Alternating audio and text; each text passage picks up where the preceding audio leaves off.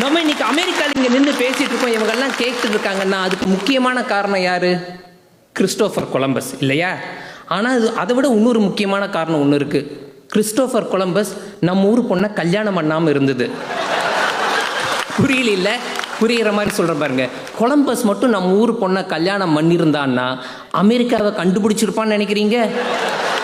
அவன் கிளம்பும் போதே, ஏங்க எங்கே போகிறீங்க, எப்போ வருவீங்க, நைட்டு சாப்பாட்டுக்கு வந்துடுவீங்களா, ஏங்க யாருங்க உங்களோட வராங்க, ஏங்க என்னை மறந்துட மாட்டீங்களே அப்படின்னு ஒரு 100 கேள்வியை 1000 எமோஷனில் கேட்டால் ஆணியே பிடுங்க வேண்டான்னு.